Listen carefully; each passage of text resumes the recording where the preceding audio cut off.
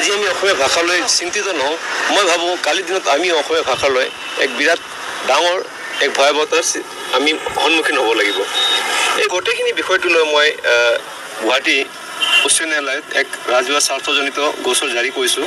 আজি এই গোচৰৰ শুনানি হ'ল আৰু শুনানিত গোটেইখিনি বিষয়টো চালি চাই মাননীয় আদালতে সন্তুষ্ট প্ৰকাশ কৰে আৰু অসম চৰকাৰ তথা কেন্দ্ৰীয় চৰকাৰক জাননী জাৰি কৰে আৰু তেখেতসকলৰ পৰা শপতনামা বিচাৰিছে যে যিমান অসমত বিদ্যালয়বিলাক আছে এই গোটেইখিনি বিদ্যালয়সমূহত অসমীয়া ভাষাৰ এক পঢ়া ব্যৱস্থাটো তেখেতসকলে কৰিব লাগে আৰু সেই ব্যৱস্থাখিনি ক্লাছ 1ৰ পৰা ক্লাছ 10লৈকে সকলো স্কুলত থকাটো বাঞ্ছনীয়।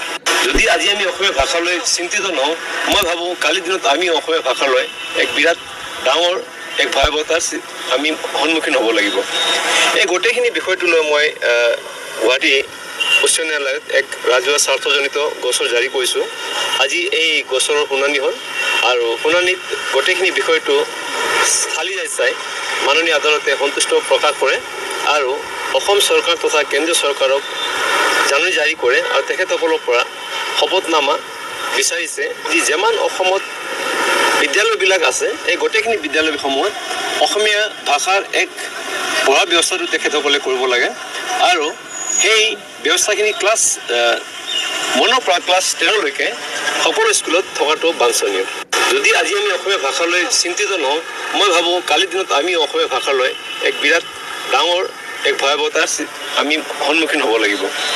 এই গোটেইখিনি বিষয়টো লৈ মই গুৱাহাটী উচ্চ ন্যায়ালয়ত এক ৰাজহুৱা স্বাৰ্থজনিত গোচৰ জাৰি কৰিছোঁ।